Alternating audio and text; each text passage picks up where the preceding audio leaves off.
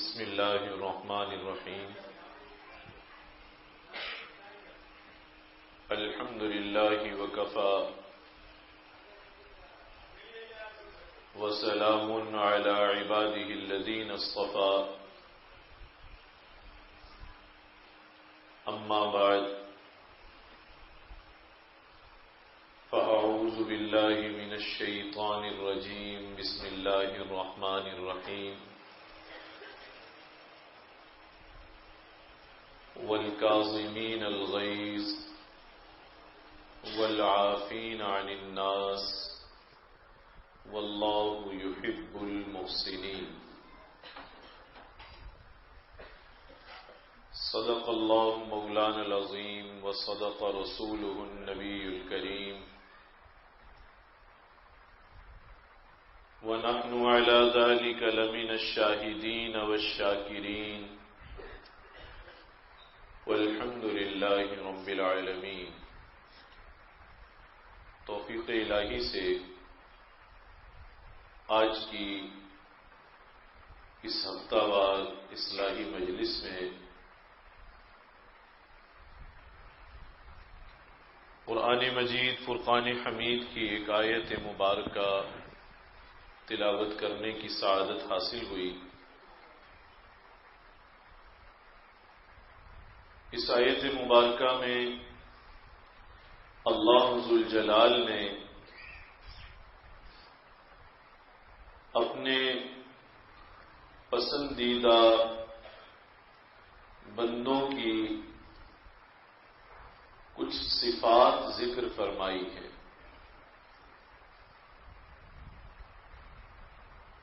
ساری ہی صفات بڑی اہم ہیں، لیکن ان صفات میں سے سب سے جو پہلی صفت ہے وہ بڑی خاص ہے۔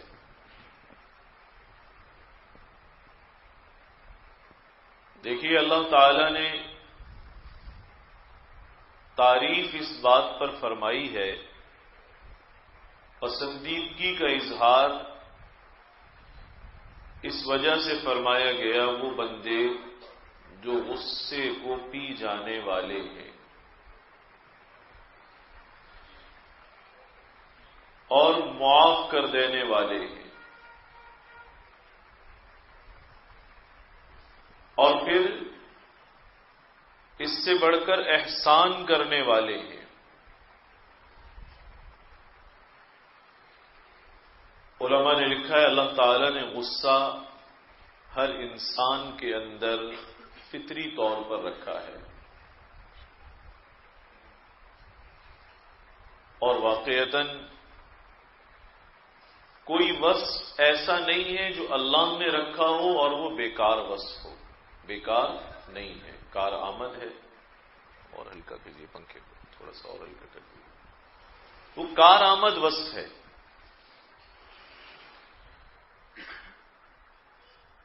اس واسطے کہ اگر غصہ نہ ہو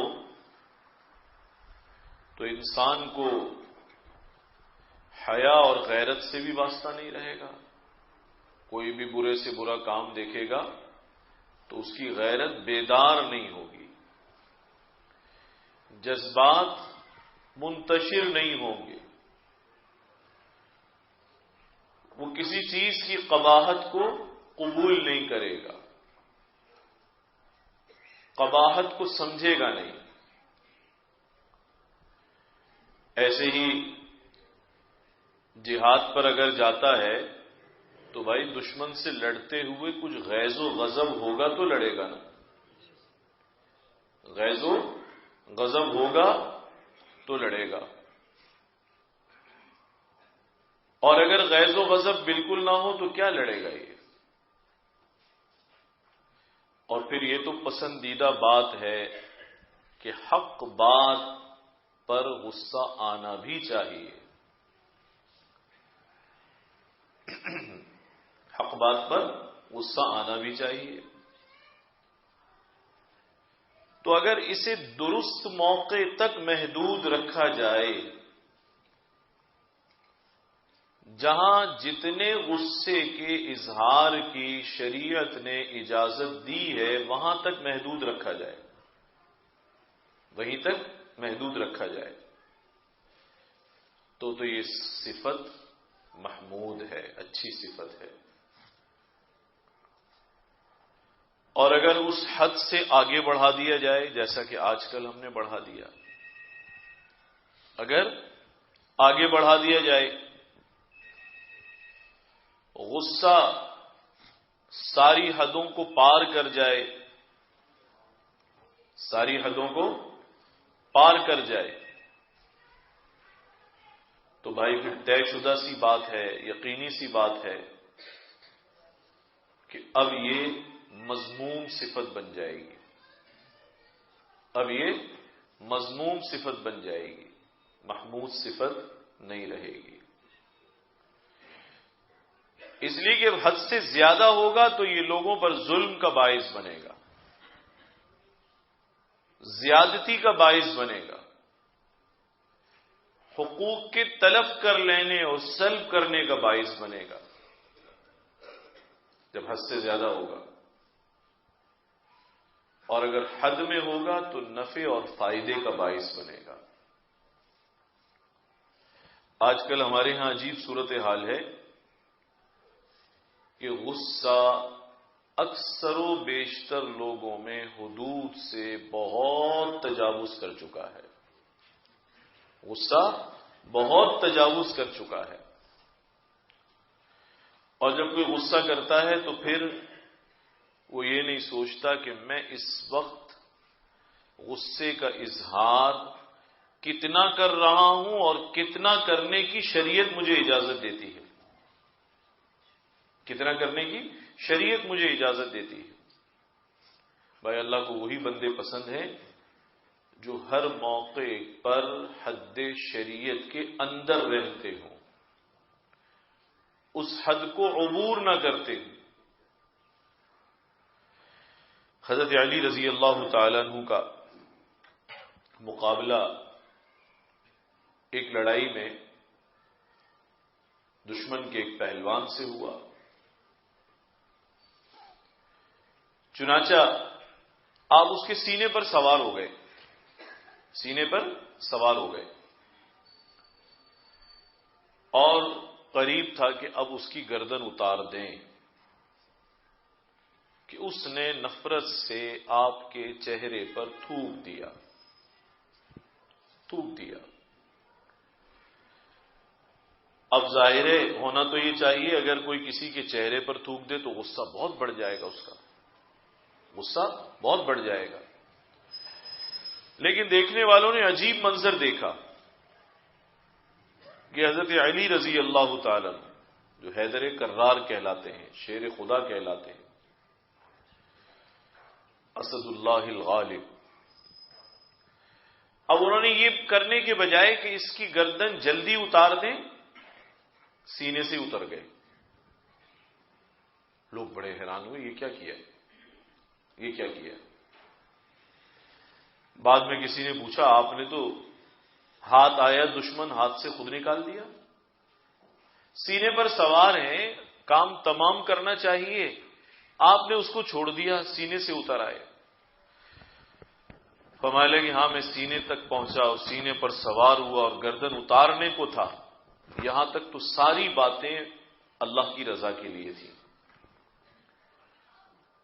یہاں ساری باتیں اللہ کی رضا کے لیے تھی، لیکن جب میں اس کے سینے پر سوار ہوا تو اس نے میرے چہرے پر تھوک دیا، اب میرے اندر سے انتقام کا جذبہ مجھ پر غالب آنے لگا کہ اس نے میری اہانت کی ہے، میری اہانت کی ہے، اب انتقام کا جذبہ غالب آنے لگا۔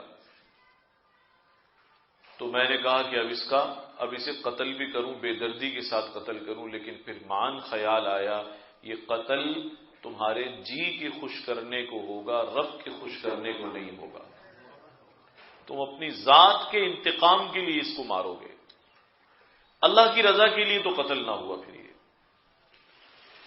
بھائی ایسے ہی تو خلفائے راشدین میں شامل نہیں ہو گئے،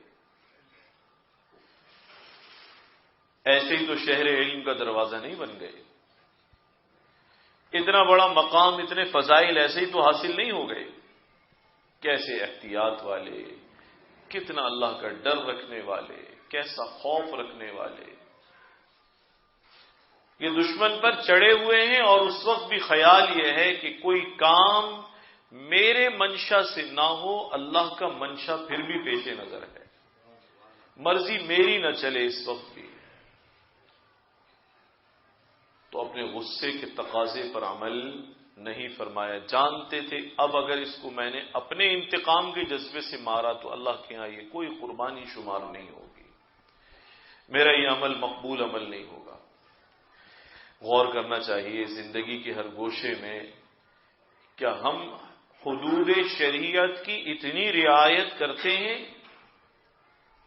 حدود شریعت کی کیا ہم بھی اتنی رعایت کرتے ہیں؟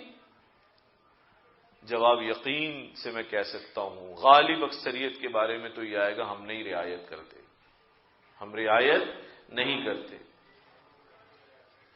ہمارا غصہ تو قابو سے بہت باہر ہے، بہت زیادہ باہر ہے، اور اس کی وجہ سے معاشرتی تعلقات میں ایک آگ لگی ہوئی ہے، آگ لگی ہوئی ہے۔ ہر شخص جب چاہتا ہے، جو چاہتا ہے، جسے چاہتا ہے، جس طرح چاہتا ہے وہ اس کے بارے میں کہہ دیتا ہے۔ وہ یہ خیال نہیں کرتا کہ اللہ تعالیٰ نے بھی مجھ سے میرے ہر قول اور فعل کے بارے میں سوال کرنا ہے، اور اگر کسی کی حق تلفی کرتا ہوں تو اس حق تلفی سے متعلق بھی جواب دینا ہے اللہ کو، اس کے بارے میں بھی اللہ کو جواب دینا ہے۔ اس بات کو نہیں سوچتا وہ، اس کا احساس نہیں ہے، اس کا خیال نہیں ہے، اپنا جی ٹھنڈا کر لیا بس، میرا دل خوش ہو گیا بس، کیسا لتاڑ دیا اس کو، کیسا ذلیل کر دیا، دیکھو کیسا میں نے اس کی بے عزتی کر دی۔ بھائی یاد رکھنا، عزت اور بے عزتی تمہارے ہاتھ میں نہیں ہے، یہ معاملات تو اللہ کے ہاتھ میں ہیں، یہ معاملات تو اللہ کے ہاتھ میں ہیں۔ اس لیے اپنے احتساب کی ضرورت ہے کہ اللہ تعالیٰ نے یہ وصف رکھا ضرور ہے ہمارے اندر، لیکن اس واسطے نہیں رکھا کہ لوگوں کو کچلا کریں، ہم بے عزت کیا کریں، شرمسار کیا کریں، اس واسطے اللہ تعالیٰ نے غصے کا وصف نہیں رکھا۔ اب کسی کو غصہ آ جائے بھائی، وہ تو کہتا ہے اپنے کو چھوڑ کر ساری دنیا کو آگ لگا دوں میں، بیوی پر آ جائے تو بیوی کی خیر نہیں،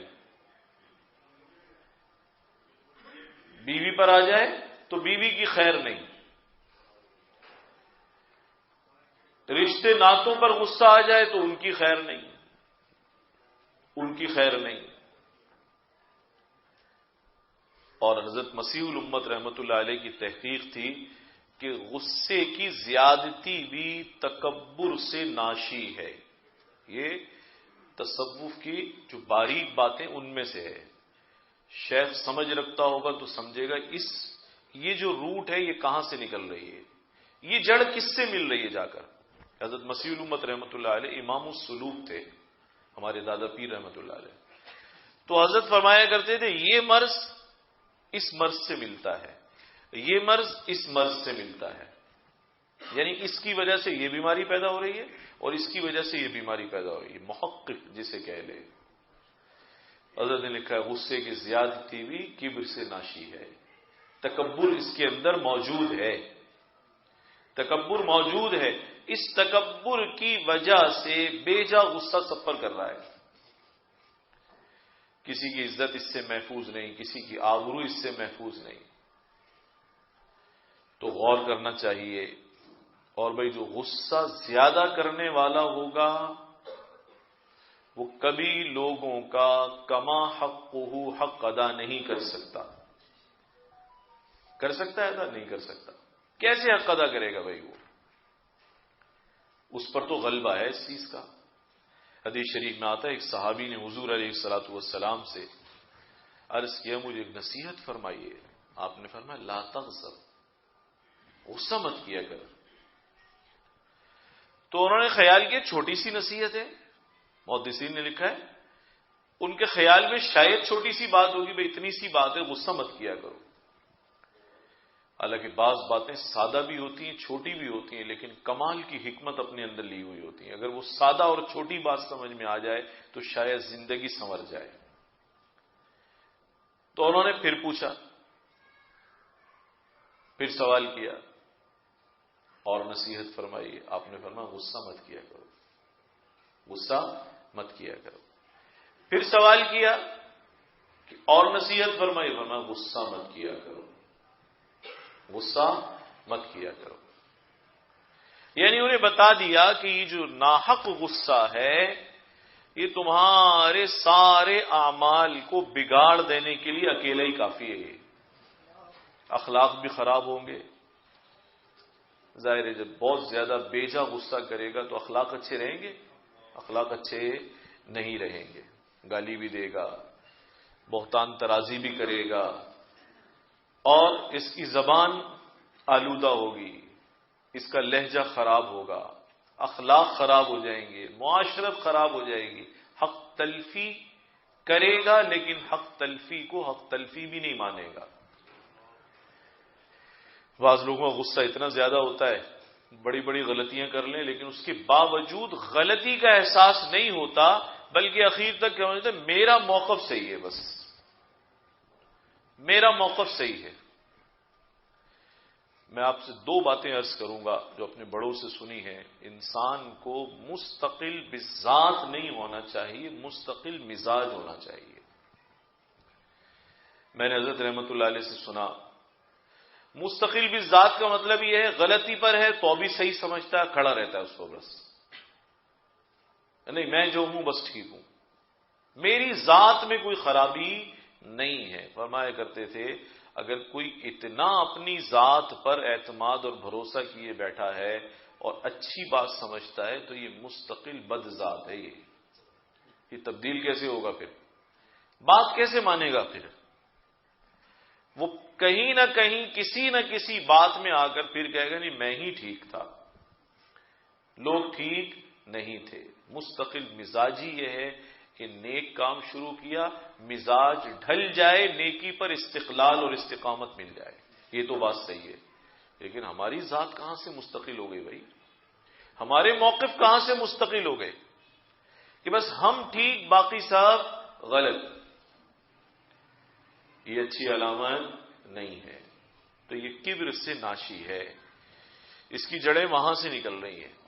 متکبر آدمی بہت غصہ کرے گا، وہ کسی کا حق نہیں دیکھے گا، کسی کا مقام نہیں دیکھے گا، وہ بڑے کے ساتھ بھی بدسلوکی کرے گا، چھوٹے کے ساتھ بھی بدسلوکی کرے گا، اس واسطے کہ آنکھوں پر غصے کی پٹی چڑھی ہوئی ہے، کبر کا بھوت سوار ہے۔ جب اب بڑا سمجھے گا تو بھئی کس کی رعایت کرے گا؟ سمجھے گا شاید سارے کے سارے بس دنیا میں آئے ڈانٹ کھانے کے لیے آئے مجھ سے، اسی کام کے لیے یہ پیدا ہوئے ہیں، میں چرواہا ہوں اور یہ سارے جو ہے نا بکریاں ہیں، بس ان کو ہانکتے رہو۔ تو یہ ٹھیک نہیں ہے۔ اب سب سے پہلے تو یہ سمجھے کہ کسی کو بے آبرو کرنے کا حق شریعت نے مجھے نہیں دیا۔ ہم کون ہوتے ہیں کسی کے پیچھے پڑنے والے، کسی کو بے آبرو کرنے والے؟ پہلے تو یہ سمجھ لے۔ بعض لوگ بہت دیر سے جا کر غلطی مانتے ہیں، بہت دیر سے جا کے دماغ میں بات گھستی ہے کہ میں بھی غلط ہو سکتا ہوں، وگرنہ وہ ایک زمانے تک کوشش کرتے رہتے ہیں غصے سے معاشرے کو دبا لیں، بیوی کو بھی چپ کرا دیں، بچوں کو بھی چپ کرا دیں، بازار والوں کو بھی چپ کرا دیں، استاد کو اور شیخ کو بھی چپ کرا دیں، اس کو بھی سنبھال لیں، اس کو بھی سنبھال لیں۔ کہتا نہیں غصہ میں بس ٹھیک ہوں۔ یہ مستقل بذات بنا بیٹھا ہے، اور مستقل بذات ہونا کوئی اچھی بات نہیں ہے۔ مزاج میں نیکی ہو اس پر استقلال ہونا چاہیے، خیر والا مزاج ہو وہ مستقل ہونا چاہیے۔ باقی ہماری ذات کی کیا حیثیت ہے؟ تو پہلے تو یہ سمجھنا چاہیے میری ہر بات ٹھیک ہونا ضروری نہیں ہے، میں قابل اصلاح ہوں، اور ہو سکتا ہے لوگوں کے پاس مجھ سے بہتر رائے ہو۔ اسی لیے تو حضور علیہ الصلوۃ والسلام سے جنہیں اللہ تعالیٰ نے سارے علوم اور حکمتوں کا مخزن بنا دیا، منبع بنا دیا، لیکن پھر بھی آپ سے کیا فرمایا گیا؟ شاورہم فی الامر، آپ بھی صحابہ اکرام سے معاملات میں مشورہ فرما لیا کریں۔ سبحان اللہ، کیسی پیاری بات ہے۔ شاورہم فی الامر، انہیں مشورے میں شریک فرما لیا کریں، اور ساتھ یہ بھی فرمایا فَإِذَا عَزَمْتَ فَتَوَكَّلْ عَلَى اللَّهِ، جب کسی معاملے میں بس رائے پختہ ہو گئی، مضبوط ہو گئی، اب بس اس پر ڈٹ جائیں اور بھروسہ اللہ پر کر لیں۔ فَتَوَكَّلْ عَلَى اللَّهِ۔ جب حضور علیہ الصلوۃ والسلام سے بھی فرمایا جا رہا ہے آپ بھی مشورے کا اہتمام فرمائیں، ہم مستقل بالذات کیسے ہو سکتے ہیں؟ ہمیں ضرورت نہیں ہے۔ اور جو متکبر ہوگا، کبر والا ہوگا، غصہ اس کے نتیجے میں پیدا ہوگا، وہ سمجھے گا بس جو میں ہوں وہ ٹھیک ہوں، جو میں ہوں وہ بالکل ٹھیک ہوں۔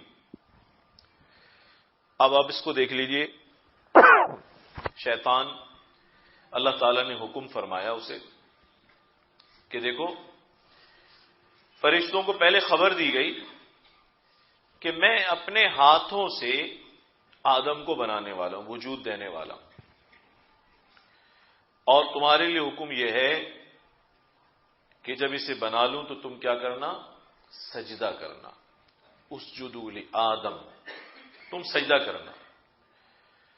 تو اللہ فرمانے فسجد الملائکۃ کلہم اجمعون، سب کے سب ملائکہ نے اکٹھے سجدہ کیا، کسی نے اتنا سا بھی انحراف نہیں کیا اللہ تعالیٰ کے حکم سے، سرتابی کی کہیں گنجائش نہیں تھی، الا ابلیس، ابلیس نے نہیں کیا، شیطان نے۔ تو اس سے پوچھا بھائی تو نے کیوں نہیں کیا؟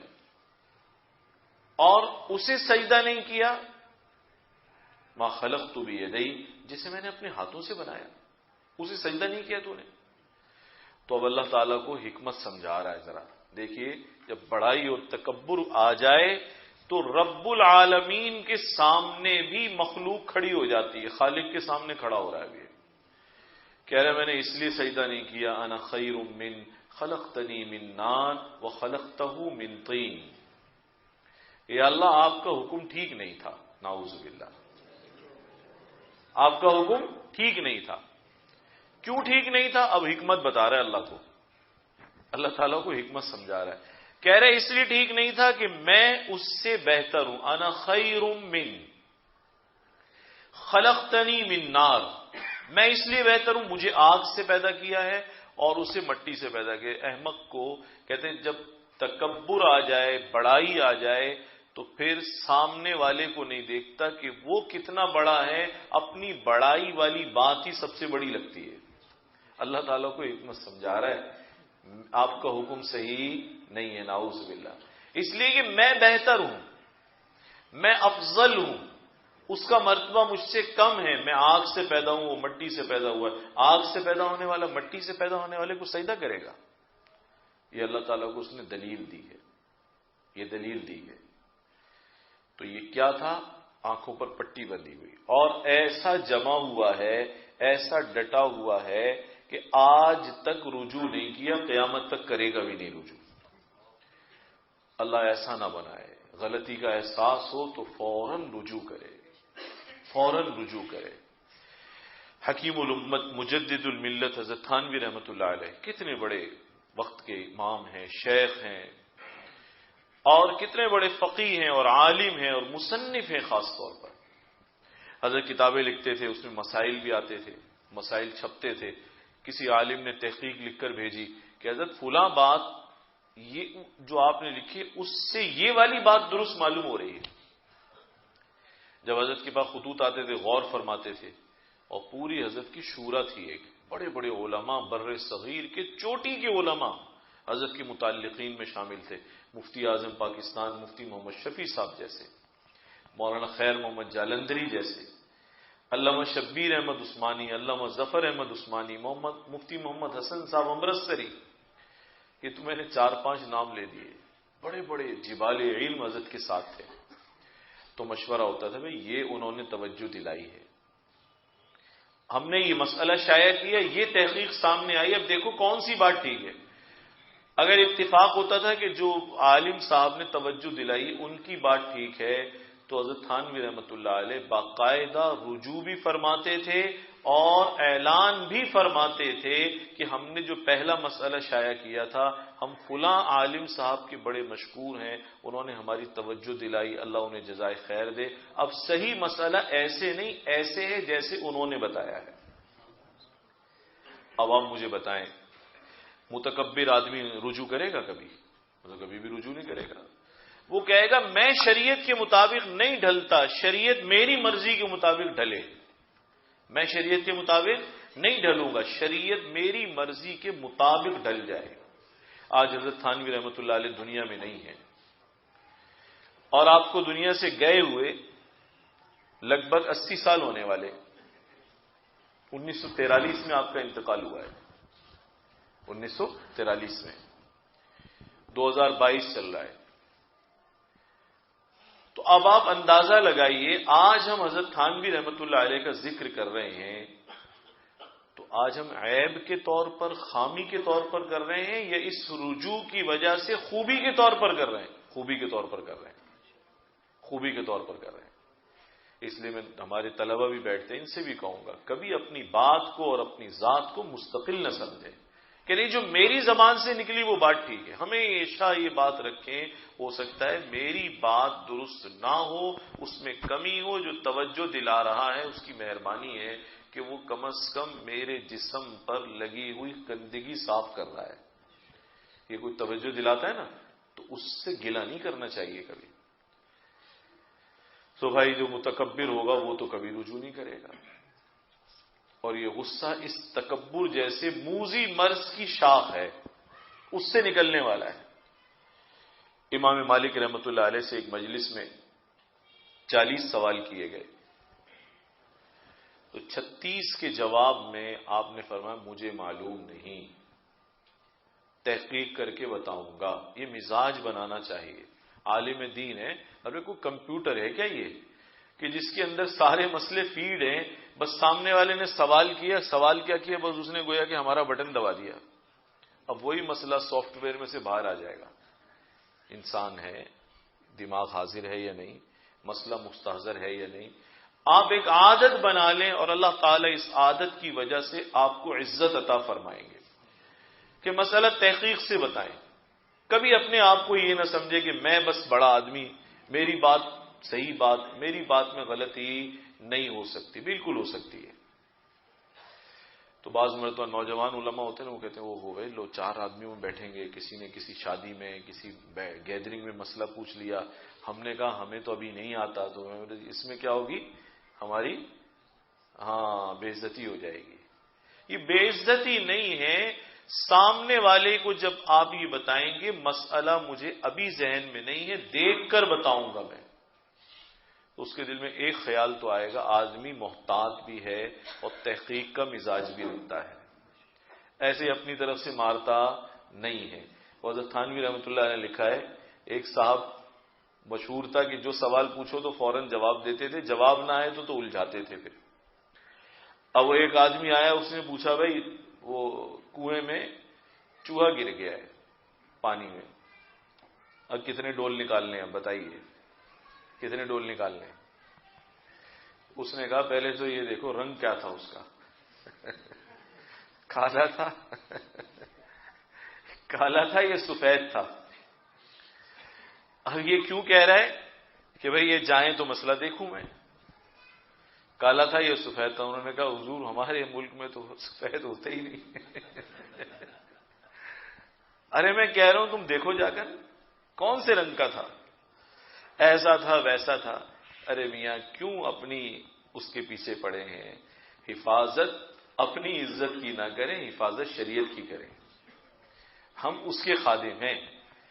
تو یہ ذہن سے نکال لینا چاہیے میری رائے کیسے لوگوں کے سامنے غلط ہو جائے گی، میں نہیں بتاؤں گا تو پھر کیا ہوگا، آپ نہیں بتائیں گے تو کچھ بھی نہیں ہوگا، اور تحقیق کر کے بتائیں گے تو زیادہ عزت ہوگی، بجائے اس کے کہ غلط بات آپ آگے چلا دیں۔ جس مسئلے کا پتہ نہ ہو، یہ بھی میں عرض کر دوں، وہ مسئلہ کسی کو اندازے سے بتانا آخرت میں اس پر پکڑ ہوگی، چاہے صحیح بھی بتا دیا ہو۔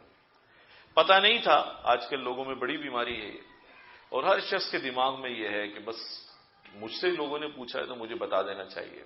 بہت احتیاط کریں، اب کوئی مستقل بالذات نہیں ہے، سب سے غلطی ہو سکتی ہے۔ پہلے تو اپنے آپ کو ذرا اوپر والی سیڑھی سے نیچے تو لے آئے پہلے، کہ ہم سے غلطی ہو سکتی ہے، تحقیق کی عادت ڈالے، بات سوچ کر بتائے، کسی کے ایمان اور عمل کو خطرے میں نہ ڈالے۔ یہ نہیں سمجھنا چاہیے مجھ سے پوچھا میں نے نہیں بتایا تو کیا ہوگا، اور تم نے غلط بتایا تو پھر تمہارا کیا ہوگا، یہ بھی سوچے۔ علماء نے یہاں تک لکھا ہے جسے مسائل شریعت کا علم نہ ہو اس کے لیے مسئلہ بتانا حرام ہے۔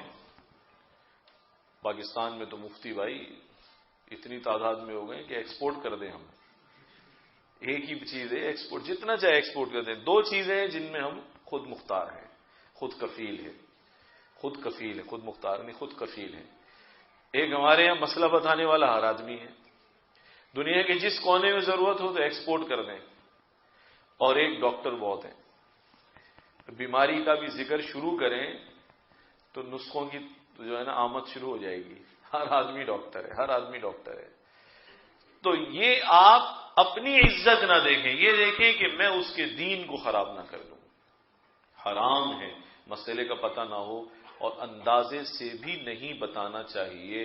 علماء نے لکھا پھر بھی پکڑ ہوگی آخرت میں اگر اس نے اندازے سے صحیح بھی بتا دیا، اس سے کہا جائے گا تم نے دین کے ساتھ کھیل کیوں کیا، تمہیں پتہ نہیں تھا تو تم نے اندازے سے بات کیوں کی۔ اس لیے بھائی امام مالک رحمۃ اللہ علیہ 36 سوالات کے جواب 40 میں سے 36 میں فرما رہے مجھے پتا نہیں ہے۔ آج کئی سو سال گزر گئے، 1300 سال سے زیادہ گزرنے کے بعد ہم امام مالک کا ذکر کر رہے ہیں۔ آپ بتائیے امام مالک کی عقیدت آپ کے دلوں میں بڑھ رہی ہے یا گھٹ رہی ہے؟ بڑھ رہی ہے، بڑھ رہی ہے۔ محتاط لوگ، متقی لوگ، درست بات کرنے والے لوگ اور تحقیق سے دین پہنچانے والے لوگ اپنے آپ کو مستقل نہ سمجھے، اور یہ کبر آنکھوں پر پٹی باندھ دیتا ہے۔ اس کے نتیجے میں غصہ پیدا ہوتا ہے، وہ لوگوں کے حقوق کو برباد کر دیتا ہے، ضائع کر دیتا ہے۔ تو اس لیے بھائی اللہ تعالیٰ کو یہ پسند ہے۔ اور ایک بات ذہن میں رکھیں کہ غصے کا اللہ نے مادہ ہمارے اندر ضرور رکھا ہے، لیکن اگر ناحق استعمال کیا تو یہ ہمارے لیے وبال بھی بنے گا۔ رکھا اللہ تعالیٰ نے، لیکن یہ وبال بھی آخرت میں بن جائے گا۔ حضرت تھانوی رحمۃ اللہ علیہ فرماتے ہیں کہ میں غصے کے معاملے میں اتنا احتیاط کرتا ہوں، اتنی احتیاط کرتا ہوں کہ اگر کسی کی شکایت آتی ہے اور مجھے غصہ آتا ہے تو اس وقت اس کو طلب بھی نہیں کرتا۔ انسان جب بالکل غیظ و غضب کے عالم میں ہو تو کوشش کرنی چاہیے اس وقت بحث مباحثہ بھی نہ کرے۔ آج کل رشتوں میں بحث مباحثہ ہوتا ہے، تعلقات میں بحث مباحثہ ہوتا ہے، دکانوں پر بحث مباحثہ ہو جاتا ہے، میاں بیوی میں بحث مباحثہ اتنا بڑھ جاتا ہے، دونوں غصے میں ایک فریق بھی خاموش نہیں ہو رہا۔ نتیجہ کیا نکلتا ہے؟ پھر یہ وہاں چلے جاتے ہیں جہاں سے رشتہ بھی نہیں رہتا، تعلق ہی ختم ہو جاتا ہے۔ تو حضرت فرماتے ہیں میں نے معمول بنایا ہوا ہے، میں نے معمول بنایا ہوا، جب غصہ عروج پر ہو، بات تازہ معلوم ہو، اس وقت تحقیق کے لیے یا غصے کا اظہار کرنے کے لیے اس مطلوبہ شخص کو بلاتا بھی نہیں ہوں۔ جب غصہ ٹھنڈا ہو جاتا ہے، کچھ وقت گزر جاتا ہے، اس کے بعد بلا کر مصنوعی غصہ کر کے اس پر خفگی کا اظہار کرتا ہوں۔ میرا تجربہ ہے اس غصے کے وقت میں جب آپ کتنا ہی سنبھالنا چاہیں سنبھال نہیں سکیں، اور مصنوعی غصہ کتنا کریں گے، وہ مصنوعی ہے بھائی، حقیقی تو ہے نہیں، وہ ایک حد سے آگے جا نہیں سکتا۔ خیال کرنا چاہیے اس بات کا کہ میری بات ہمیشہ درست نہیں ہے، جو میں نے کہا ضروری نہیں ہے کہ میں اس پر ڈٹ جاؤں، جم جاؤں۔ ہو سکتا ہے بیوی کی بات درست ہو سکتا ہے بھائی کی بات درست ہو، اتنی گنجائش اور وسعت دل میں رکھنی چاہیے۔ ہمارے حضرت نواب قیصر صاحب رحمۃ اللہ علیہ سے ایک صاحب نے سوال کیا، اللہ کرے یہ آخری بات عرض کر رہا ہوں یہ سمجھ میں آ جائے۔ تو حضرت سے سوال کیا، حضرت غصہ بہت آتا ہے اور میں محسوس کرتا ہوں اکثر لوگوں کی مجھ سے اختلفی ہو جاتی ہے، یہ بھی سچے لوگ ہوتے ہیں جو شیخ کو بتائیں یہ بات۔ یہ بات بھی بتائیں کہ بھئی میرے اندر یہ خامی ہے، یہ خرابی ہے، یہ خرابی ہے. کہ حضرت غصہ بہت ہے اور حق تلفی بھی مجھ سے بہت ہو رہی ہے. بیوی کی حق تلفی، بچوں کی، بہن بھائیوں کی، والدین کی، اعزاء اقارب کی، تعلق والوں کی. غصہ کنٹرول نہیں ہوتا، غصہ کنٹرول نہیں ہوتا. اچھا، ہمارے ہاں بھی غصے کی ایک نئی قسم دریافت ہوئی ہے. وہ نئی قسم یہ ہے، غصہ کرنے والا یہ سمجھتا ہے کہ بھائی میں جو ہے وہ مجھ سے غلط بات برداشت نہیں ہوتی، مجھ سے غلط بات برداشت نہیں ہوتی. یہ بھی تکبر کی نشانی ہے. اس لیے کہ یہ غصہ کر کے کام غلط کر رہا ہے لیکن اپنے آپ کو صحیح کہہ رہا ہے. آ رہی سمجھ بات؟ یہ بھی تکبر ہی کی نشانی ہے. کہتے ہیں میں غلط بات برداشت نہیں کرتا، میں بڑا اسٹریٹ فارورڈ آدمی ہوں، میں جو ہوتا ہے سیدھا منہ پر کہہ دیتا ہوں. سیدھا منہ پر کہنا کمال نہیں ہے، بلکہ سوچ کر کہنا کمال ہے. غصے کو پی کر بات کرنا کمال ہے. بہت زیادہ غصہ کرتا ہے کمزور آدمی ہے. یہ اعصاب اور اعمال دونوں کے اعتبار سے یہ کمزور آدمی ہے، اس لیے اس سے برداشت نہیں ہوتا. حدیث شریف میں آتا ہے حضور علیہ الصلوۃ والسلام نے فرمایا لیس الشدید بالسرعہ، پہلوان وہ نہیں ہے جو پچھاڑ دے، بلکہ پہلوان وہ ہے انما الشدید الذی یملک نفسہ عند الغضب. پہلوان وہ ہے جو غصے کے وقت اپنے اوپر قابو رکھے. تو یہ اسٹریٹ فارورڈ ہونا یہ زیادہ اہم بات ہے یا غصے کو دبانا زیادہ اہم بات ہے؟ ارے پہلوان تمہیں دبا رہا ہے، تم اسے نہیں دبا رہے، وہ تمہیں دبا رہا ہے. جیسے حضرت نے لکھا ہے ایک صاحب ہندوستان سے پٹھان تھے، وہ حج پر گئے، حضرت تھانوی رحمۃ اللہ نے لکھا ہے، اور انہوں نے جو ہی دیکھا سامنے جو جمرات پر یہ شیطان کی جو ایک علامت ہے جس پر کنکریاں مارتے ہیں، وہ قابو سے باہر ہو گئے اور انہوں نے بڑی بڑی گالیاں دینا شروع کی اور سارے مجمع کے سامنے انہوں نے گنوانا شروع کیا کہ تم نے ہم سے یہ کام بھی کرایا تم نے ہم سے یہ کام بھی کرایا اور تم نے ہم سے یہ بھی کرایا، اور اسے ماں بہن کی گالیاں بھی دے رہا ہے اور جوتے بھی مار رہا ہے. تم نے ہم سے یہ بھی کرایا، یہ بھی کرایا، یہ بھی کرایا. اب یہ قابو سے باہر ہے تو ہم تمہیں چھوڑیں گے نہیں. تو بعض لوگ جاتے ہیں، وہ وہاں پر جوتوں کا بھی ڈھیر پڑا ہوتا ہے نیچے نا، ایسے ایک بڑا سا انہوں نے وہ بنایا ہوا ہے، تو اس میں لا تعداد جوتے بھی ہوتے ہیں اور بعض لوگ بڑے بڑے پتھر بھی لاتے ہیں، وہ بھی مارتے ہیں. تو حضرت نے لکھا ہے کہ اب وہ ساری باتیں کر رہا ہے، یہ کرایا تم نے، وہ کرایا تم نے، وہ کرایا، گالیاں بھی دے رہا ہے. وہاں کسی سمجھدار آدمی نے قریب جا کر کان میں کہا خان صاحب وہ سامنے نہیں ہے، اب بھی اوپر سوار ہیں. ہاتھ ہو گیا آپ کے ساتھ، اب بھی اوپر ہی سوار ہے، وہ سامنے نہیں ہے. تو کمال یہ نہیں ہے، کمال یہ ہے آپ کنٹرول کرنا سیکھیں، آپ کنٹرول کرنا سیکھیں، دبانا سیکھیں، اور آپ کو یہ احساس ہو کہ ہاں میری بات بھی غلط ہو سکتی ہے.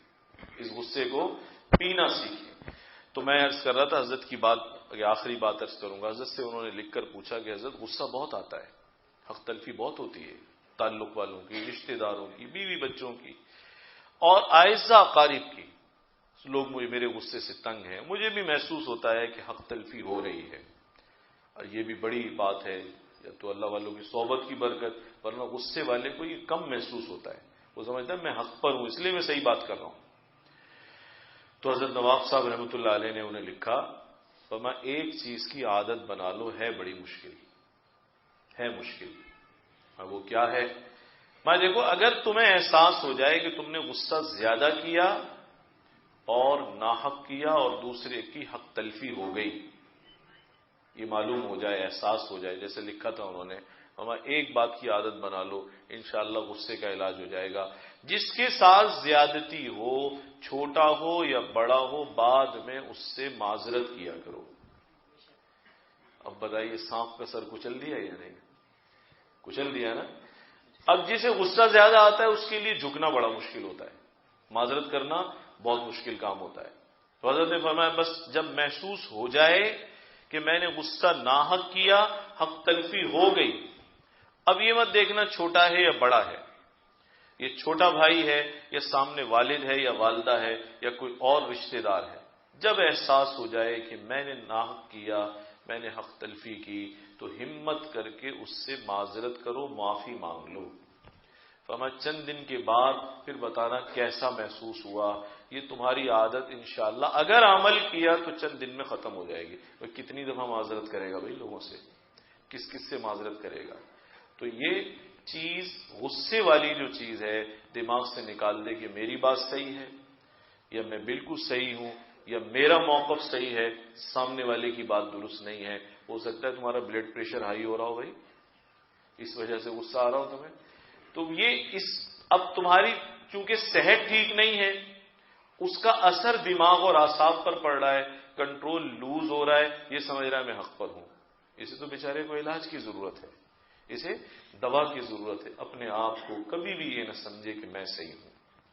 ہمیشہ غلطی کا احتمال رکھے, اصلاح کا خیال رکھے کہ میری ہر بات لائق اصلاح ہے, اس میں کمی ہو سکتی ہے, سامنے والے کی بات مجھ سے بہتر ہو سکتی ہے.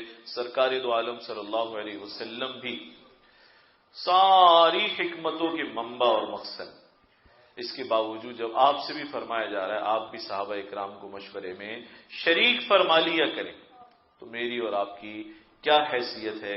اس لیے بھائی اپنے آپ کو یہ سمجھے کہ ضروری نہیں میری بات ٹھیک ہے, دوسرے کی بات بھی ٹھیک ہو سکتی ہے. غلطی کا احساس ہو, رجوع کرنے کی عادت ڈالے. اور جیسے ہمارے شیخ نے تعلیم فرمائی ان صاحب کو کہ اگر یہ معلوم ہو جائے میں نے زیادتی کی ہے, پھر یہ نہ دیکھے چھوٹا ہے یا بڑا, اس سے معذرت بھی ضرور کیا کرے.